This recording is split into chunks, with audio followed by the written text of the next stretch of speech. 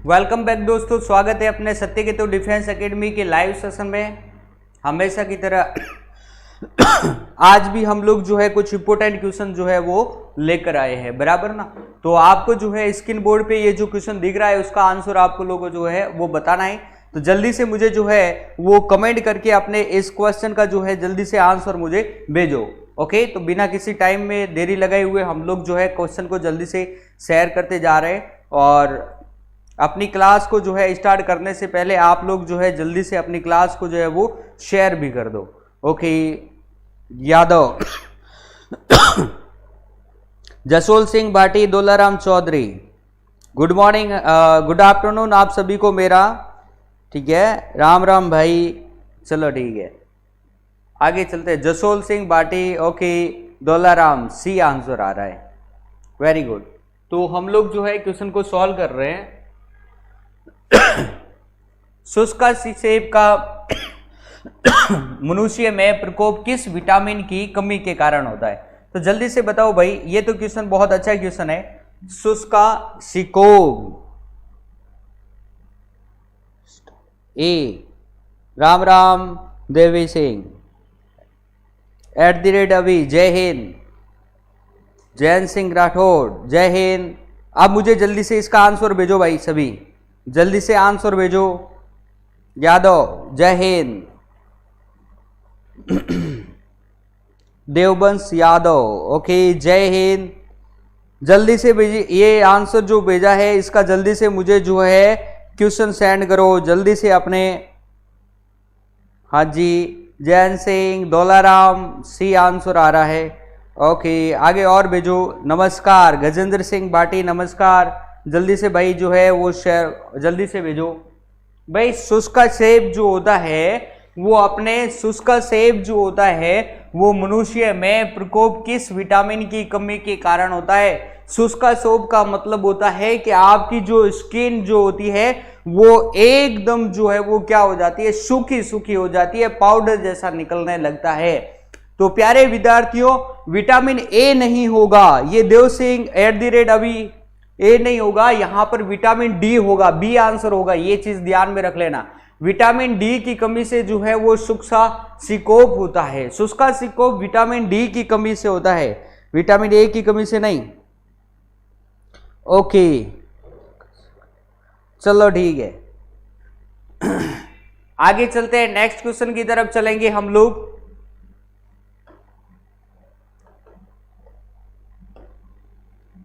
का प्रयोग चिकित्सक रोगियों की जांच में करते हैं? किसका प्रयोग हम लोग जो है चिकित्सक रोगियों की जांच में करते हैं? Hygroscope, spectroscope, stethoscope and stethoscope. तो जल्दी से मुझे भेजो। हाँ, Jasol Singh Bhati, B, very good. Deoband Yadav, very good. Gajendra Singh, हाँ भाई। तो ओके, @अभी, हाँ चल कोई बात नहीं रे। हाँ हाँ, अब इसका भेज तो भाई @अभी, अब की बार गलती मत करना, ठीक है ना। देवबंश यादव क्या भेज रहा है इसमें? सी भेज रहा है, स्टेथोस्कोप भेज रहा है। चलो भाई ठीक है, यानी कि किसका उपयोग चिकित्सक रोगियों की जांच में करते हैं हम लोग? तो आपको पता ही है कि किसका उपयोग करते हैं इसमें से। ओके, एक डॉक्टर के द्वारा जो है वो किसका उपयोग किया जाता है?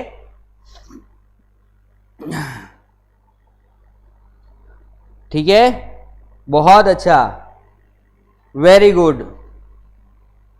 हाँ, स्टेथोस्कोप, स्टेथोस्कोप का उपयोग हम लोग जो है वो अपने साइंस विज्ञान, चिकित्सा विज्ञान में करते हैं। इसका निर्माण सन 1861 में फ्रांस में किया गया था, ये भी चीज ध्यान में रखना।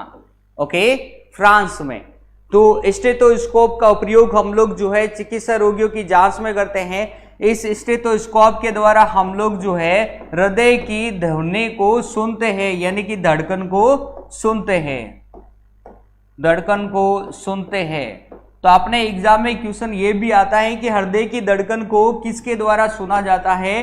तो अपने द्वारा आंसर आता है स्टेथोस्कोप। और आपको पता है कि धड़कन को किसके द्वारा जो है वो नियंत्रण किया जाता है? धड़कन को नियंत्रण, ये नियंत्रण जो है ये किसके द्वारा किया जाता है?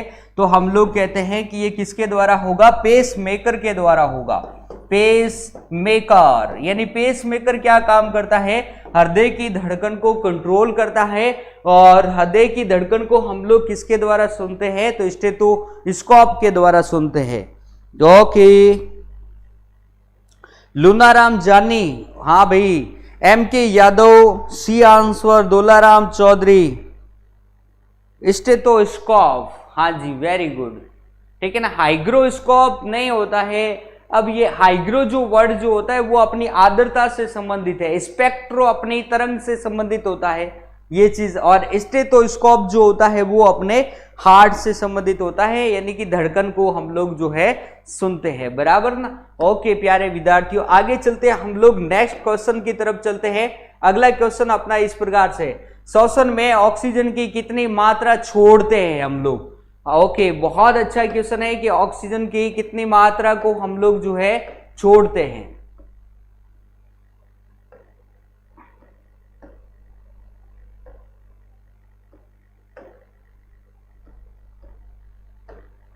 तो जल्दी से मुझे बताओ कि 16, 10 और 18।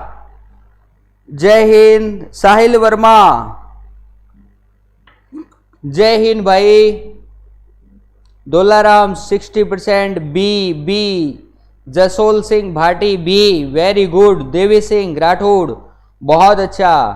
Jain Singh Rathore, Gajendra Singh Bhati, Ashutosh Goswami 16, very good. @ अभी 16%, 60%, बहुत अच्छा। ओके प्यारे विद्यार्थियों, तो श्वसन में ऑक्सीजन की कितनी मात्रा छोड़ते हैं। तो एक बात प्यारे विद्यार्थियों ध्यान में रखना, हम लोग जितनी ऑक्सीजन लेते हैं उसमें से, जैसे मान लो हम लोग जितने भी ऑक्सीजन लेते हैं उसका मैक्सिमम पार्ट हम लोग क्या कर देते हैं, अवशोषण कर देते हैं, और कुछ पार्ट हम लोग जो है वो क्या कर देते हैं, वापस बाहर निकाल देते हैं। अब क्वेश्चन ये है कि वापस बाहर जो है वो कितना निकालते हैं, तो 16% निकालते हैं। ये चीज ध्यान में रखनी है। और एक चीज प्यारे विद्यार्थियों ध्यान में रखना कि नाइट्रोजन हम लोग जो है 18% लेते हैं और वापस हम लोग जो है 18% ही छोड़ते हैं या निकालते हैं, ये भी चीज ध्यान में रखना। आई बात समझ में ना। यहां से अपने ये 18% क्या है, नाइट्रोजन, यानी वह कौन सी गैस है जितनी ली जाती है उतनी की उतनी वापस जो है वो छोड़ी जाती है, तो नाइट्रोजन हो जाता है, बराबर ना। तो श्वसन में ऑक्सीजन की कितनी मात्रा छोड़ते हैं, तो इसका आंसर अपने पास में 16% हो जाता है, बराबर ना। ये चीज ध्यान में रखनी है। ओके, बहुत अच्छा। M K Yadav B, army lover, बहुत अच्छा, ठीक है भाई। आगे चलते हैं, नेक्स्ट क्वेश्चन की तरफ चलते हैं। अगला क्वेश्चन अपना कुछ इस प्रकार से है, देखो। 3rd, 4th, आवेश होता है इलेक्ट्रॉन के परिवर्तन के कारण, प्रोटॉन के परिवर्तन के कारण, न्यूट्रॉन के परिवर्तन के कारण एंड अणुओं के परिवर्तन के कारण आवेश क्या होता है। तो ये तो बहुत सिंपल क्वेश्चन है। तो प्यारे विद्यार्थियों जल्दी से मुझे बताओ,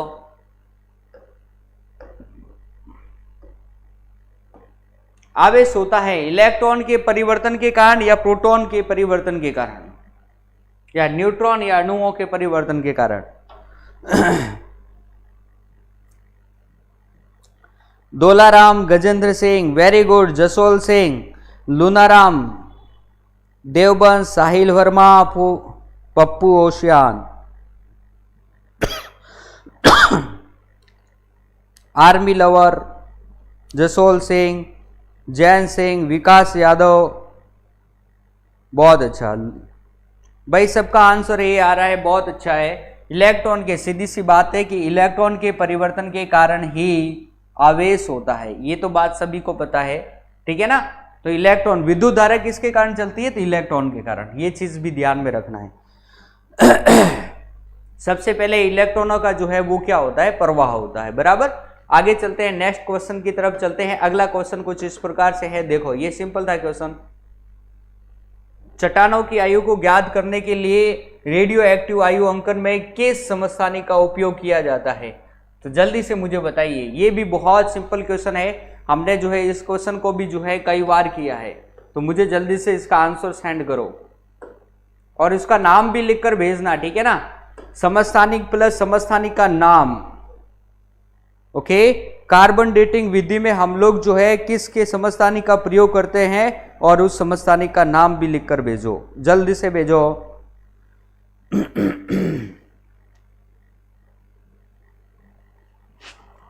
पांचवें में, अरे हाँ जी,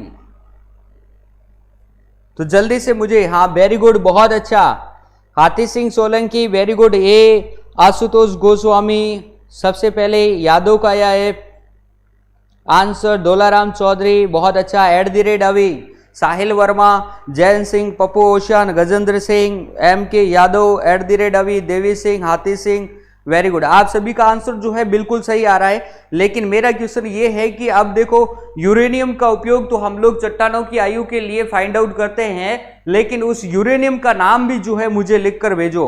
एक ने जो है भेजा वो भी गलत भेजा है, गजेंद्र सिंह भाटी 225 नहीं होता है राजा, वेरी गुड। ये देववंश यादव है, इन्होंने सही आंसर दिया है 235, बहुत अच्छा। यानी कि हम लोग जो है अपने चट्टानों की आयु को जो है यूरेनियम मेथड के द्वारा फाइंड आउट करते हैं, और यूरेनियम मेथड में इसके जो समस्थानी का, यूरेनियम के जिस समस्थानी का प्रयोग किया जाता है उस समस्थानी का नाम है 92 यूरेनियम 235। इस समस्थानी का उपयोग हम लोग करते हैं चट्टानों की आयु को फाइंड आउट करने में, बराबर ना। तो ये चीज जो है आप लोग ध्यान में रखना है।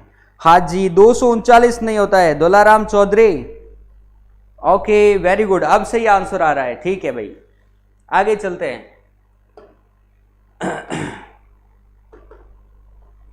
अगला क्वेश्चन देखो, अगला क्वेश्चन जो है कुछ इस प्रकार से है, हाइड्रोजन के रेडियो सक्रिय समस्थानिक को कहते हैं।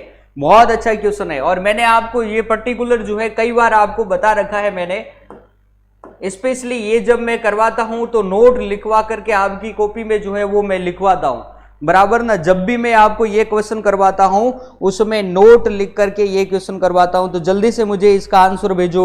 आशुतोष गोस्वामी क्या भेज रहा है, 143। हाइड्रोजन के रेडियो सक्रिय समस्थानिक का नाम, हाइड्रोजन का वह कौन सा समस्थानिक है जो कि रेडियो सक्रियता प्रदर्शित करता है? साहिल वर्मा ए, जी नहीं, ए तो नहीं होगा, वेरी गुड। ये डी आंसर आ रहे हैं, ये बिल्कुल सही तरफ जा रहे हैं। साहिल वर्मा ओके, पप्पू @ अभी, देवी सिंह, हाथी सिंह ओके भाई, जैन सिंह राठौड़, आशुतोष गोस्वामी। ड्यूटेरियम नहीं होगा रे, ड्यूटेरियम क्यों भेज रहे हो? ड्यूटेरियम मैंने आपको कब लिखवाया था रे? मैंने ट्राइटेरियम लिखवाया था, पता है ना। तो ट्राइटेरियम का उपयोग हम लोग जो है वो क्या करते हैं, हाइड्रोजन का एक रेडियो सक्रिय समस्थानिक अपना ये है ट्राइटेरियम। पता तो है ना हाइड्रोजन के कितने समस्थानिक होते हैं? हाइड्रोजन के 3 समस्थानिक होते हैं, कल भी मैंने आपको बताया था, प्रोटेरियम, ड्यूटेरियम और ट्राइटेरियम। इसमें से ये अपना जो ट्राइटेरियम है इसमें रेडियो सक्रियता का गुण पाया जाता है, रेडियो सक्रियता, ये चीज ध्यान में रखनी,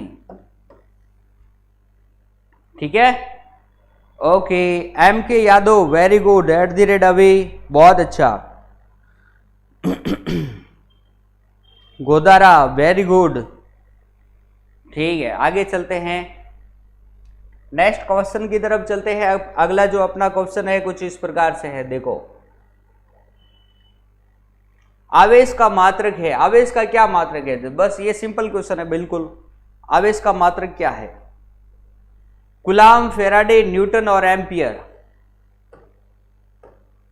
तो इसमें तो कुछ सोचने लायक भी नहीं है, तो जल्दी से भेजो क्या होगा। कूलाम होगा, फेराडे होगा, न्यूटन होगा कि एम्पियर होगा?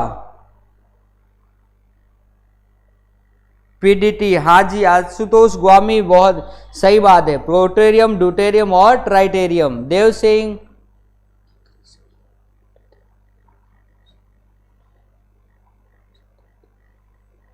बहुत अच्छा, सही है। @ अभी बहुत अच्छा, ये साहिल वर्मा ने दिया है सबसे पहले आंसर, बहुत अच्छा, सही है। पप्पू सिंह, ओशियान, डोलाराम, सोहन सिंह, @ अभी, गजेंद्र सिंह, नरपत सिंह बहुत अच्छा, Devi Singh very good, army lower very good, Sohan Singh Chauhan, Hathi Singh Solanki very good, बहुत अच्छा।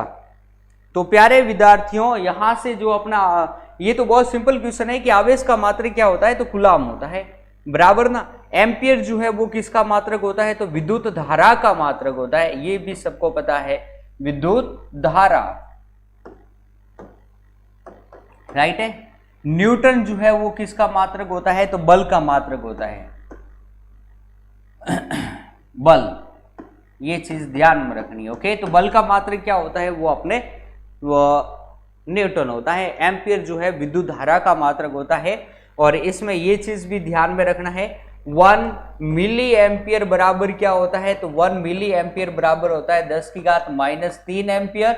एंड 1 माइक्रो एम्पियर बराबर क्या होता है, तो 1 माइक्रो एम्पियर बराबर जो होता है 10⁻6 एम्पियर होता है, बराबर ना। ये चीज भी ध्यान में रखनी है। ओके विद्यार्थियों, ओके आगे चलते हैं, नेक्स्ट क्वेश्चन की तरफ चलते हैं। अगला जो अपना क्वेश्चन है कुछ इस प्रकार से है, देखो, पानी में डाला हुआ सिक्का ऊपर उठा हुआ प्रतीत होता है, क्यों होता है, तो जल्दी से मुझे बताओ।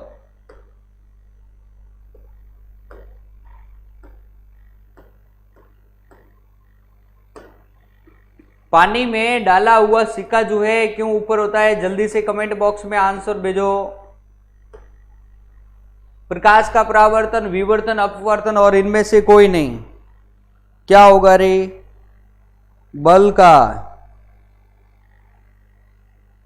8 में सी, साहिल वर्मा, बहुत अच्छा, हाँ जी वेरी गुड, बहुत अच्छा। ये सी यादव, साहिल वर्मा, डोलाराम, देवी सिंह राठौड़, बहुत अच्छा। Jasol Singh Bhati, Sahil Verma, very good. @ अभी, बहुत अच्छा। Atish Singh Solanki, very good, very good. C answer आ रहा है, सभी का सही आंसर आ रहा है, प्रकाश के अपवर्तन के कारण। तो प्रकाश के अपवर्तन के कारण जो है सिक्का जो है हम लोगों को ऊपर उठा हुआ दिखाई देता है।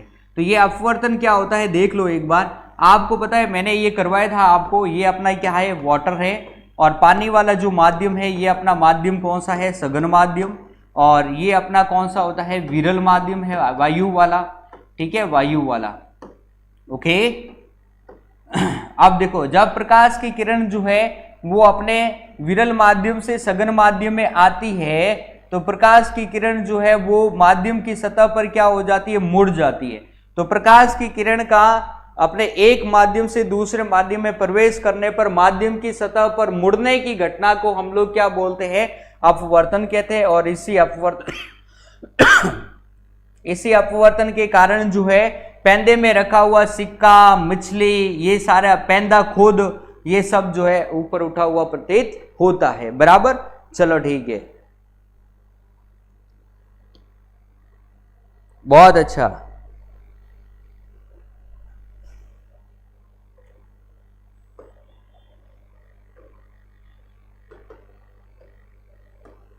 आगे देखते हैं, रॉकेट किस सिद्धांत पर कार्य करता है, जल्दी से बताओ।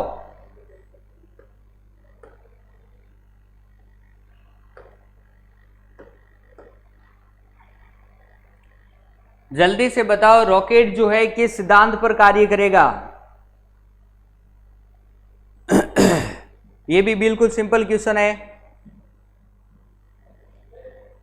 ठीक है। हाँ जल्दी से बताओ क्या होगा।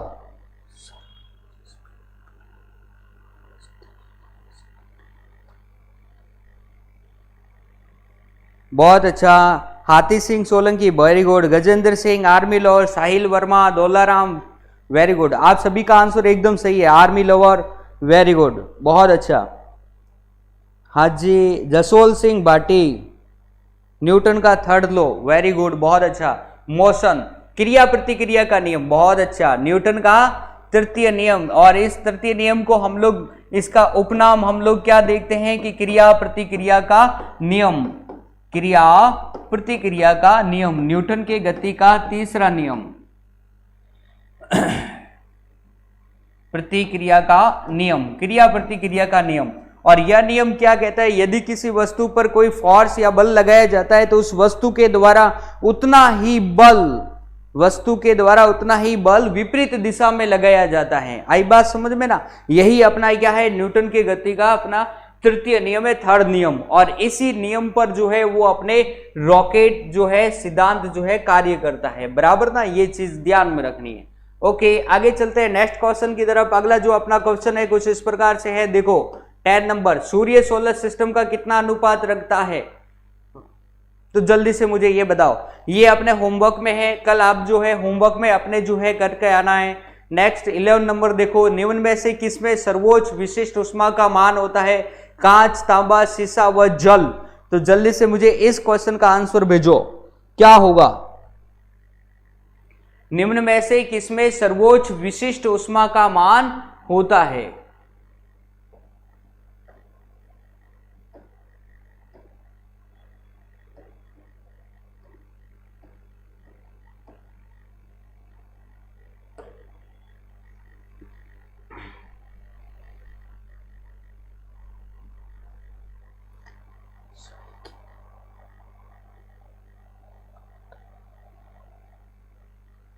भाई 11वें का आंसर दो। दौलाराम चौधरी अब 11 का समय का नियम का बताओ। अरे संवेग का नियम उसमें नहीं लागू होता है, वो संवेग संरक्षण का नियम होता है। वे ओनली पर इसमें संवेग दे रखा था, संवेग संरक्षण नहीं दे रखा था। भाई पूरे क्वेश्चन तो पढ़ लो पहले। हाँ जी, वेरी गुड। और बी आंसर आ रहा है, किसी का डी आंसर आ रहा है, डी।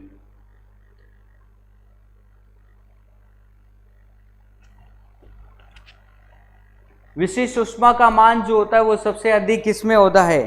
तो जल्दी से मुझे बताओ क्या होगा?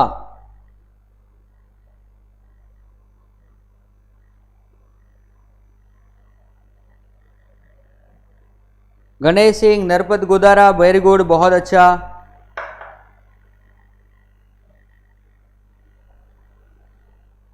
तो भाई इसमें जो अपने आंसर होगा ना वो कौन सा होगा कि इसमें सबसे ज्यादा जो है वो अपने निम्न में से किसमें सर्वोच्च विशिष्ट ऊष्मा का मान कितना होता है? तो जल का, जल का जो होता है वो अपने सबसे ज्यादा जो है वो क्या होती है? विशिष्ट ऊष्मा का मान होता है।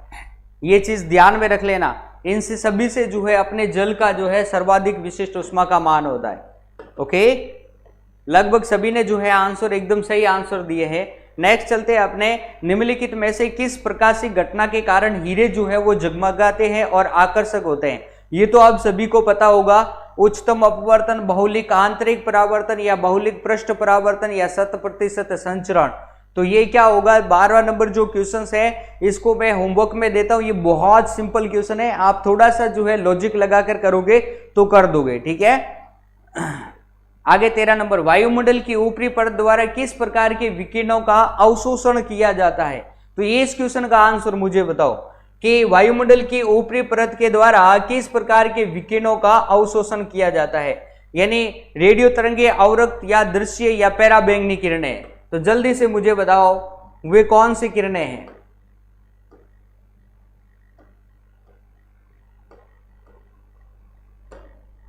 वायुमंडल की ऊपरी परत के द्वारा किस प्रकार के विकिरणों का अवशोषण किया जाता है? ये भी बहुत सिंपल क्वेश्चन है, वेरी गुड। डी आंसर सभी का आ चुका है। Gajendra Singh Bhati, Daularam, Jasol Singh, army lover, Ashu Singh Goswami, M K Yadav, Narpat Godara, very good Yadav. भाई सभी जो है अपने इस वीडियो को जो है एक बार लाइक कर दो, जो देख रहा है सभी लाइक कर दो। लाइक नहीं करते हो क्या बात है। और अपने ये सत्यकेतु डिफेंस एकेडमी का जो अपना यूट्यूब चैनल है इसको जो है सब्सक्राइब कर दो। हालांकि सब्सक्राइब करोगे तभी जो है आपका ये शो होगा, वरना चैट शो नहीं होगी। हाँ जी, तो सब्सक्राइब कर दो। और अपने जो है सत्यकेतु डिफेंस एकेडमी का अगर ऐप भी अगर आपने जो है अपने मोबाइल्स में जो है डाउनलोड नहीं कर रखा है तो वो भी जो है डाउनलोड कर दो, इससे आपको बेनिफिट ही मिलेगा। क्योंकि एवरीडे जो है हमारी तरफ से कुछ इंपॉर्टेंट क्वेश्चंस एंड और भी हमें हमारे द्वारा जो है वो भेजी जाती है, अपने आपके एग्जाम से संबंधित कुछ जानकारियां भी जो है वो दी जाती है। तो प्लीज आप लोग जो है सभी अपने सत्यकेतु डिफेंस एकेडमी के ऐप से जुड़ जाइए। और ऐप का जो है आपको ये लिंक जो है आपके मॉनिटर पर जो है वो दिख रहा है, अगर आप इसको क्लिक करते हो तो आप सीधे ही अपने लिंक से जुड़ जाओगे, बराबर। ओके, तो आप सभी का जो आंसर आ रहा है इस क्वेश्चन का बहुत अच्छा आ रहा है, पैराबैंगनी किरणें होगा इसका आंसर, बराबर ना। डी आंसर सभी ने दिया है और डी आंसर जो है इसका राइट होगा। ये बिल्कुल सही है, पराबैंगनी किरणें। आपको पता है अपने जो है ऊपर की तरफ ओजोन परत पाई जाती है, और ओजोन परत जो होती है वो सामान्यतः समताप मंडल में पाई जाती है, और वो समताप मंडल में जो ओजोन परत पाई जाती है वो सूर्य से आने वाली पराबैंगनी किरणों का क्या करती है, ऑब्जर्व करती है, राइट है ना, जिसके कारण पृथ्वी पर रहने वाले जीव जंतु क्या होते हैं, सुरक्षित रहते हैं। अब ये भी कहा जाता है कि सामान्यतः अंटार्कटिका में जो है ओजोन परत में जो है वो क्या पाया गया, छेद पाया गया। अगर ओजोन परत में छेद हो जाएगा तो क्या होगी, अपने स्किन कैंसर के ज्यादातर होने के जो है वो चांसेस रहते हैं, बराबर ना। और ओजोन परत में छेद करने वाली जो गैस जो होती है वो सबसे प्रमुख गैस होती है, वो होती है CFC यानी कि फ्रियॉन यानी कि क्लोरोफ्लोरोकार्बन। ओके, चलो आगे चलते हैं हम लोग, नेक्स्ट क्वेश्चन की तरफ चलते हैं। अगला क्वेश्चन अपना कुछ इस प्रकार से है, देखो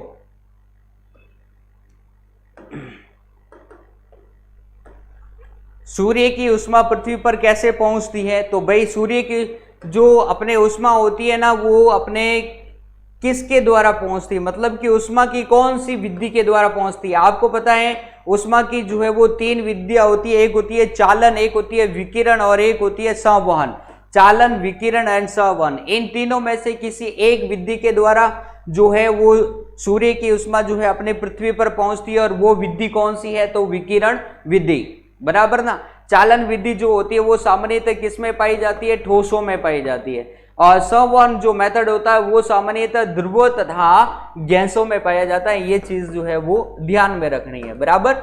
ओके, आगे चले हम लोग, लास्ट एंड फाइनल आज का जो हमारा क्वेश्चन है कुछ इस प्रकार से है, देखो ध्वनि ऊर्जा का विद्युत ऊर्जा में परिवर्तन किया जाता है। माइक्रोफोन, लाउड स्पीकर, सौर कोशिका एंड ग्रामोफोन, किसके द्वारा। ये तो बिल्कुल सिंपल है, बराबर ना। ओके, चलो ठीक है। ओके विद्यार्थियों, तो आज का जो है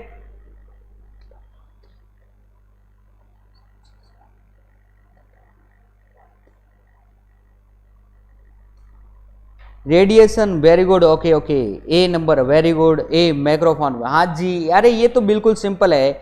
अभी ये तो इसका तो मैं answer Monu Singh, okay, A number आ रहा है, वेरी गुड। हाँ, माइक्रोफोन ही होगा। ध्वनि ऊर्जा का विद्युत ऊर्जा में जो है वो किसके द्वारा परिवर्तित किया जाता है, तो माइक्रोफोन। हम लोग जो बोलते हैं ना, ये जैसे ये लगा हुआ है माइक्रोफोन, मैं बोल रहा हूं ध्वनि से और वो ध्वनि से वो वापस बाहर निकाली है, ध्वनि ऊर्जा को विद्युत ऊर्जा में ये क्या कर रहा है, कन्वर्ट कर रहा है, बराबर ना, माइक्रोफोन। ओके, चलो ठीक है विद्यार्थियों, तो आज की क्लास हम लोग जो है यहीं पे फिनिश करेंगे। आपको जो है हमारी क्लास कैसे लगी, आप जो है कमेंट बॉक्स में जो है इसका आंसर जो है आपको जरूर देना है।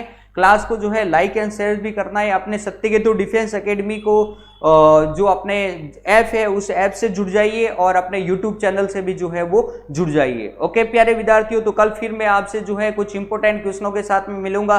तब तक के लिए आप सभी को मेरा जय हिंद, जय भारत, शुभ रात्रि।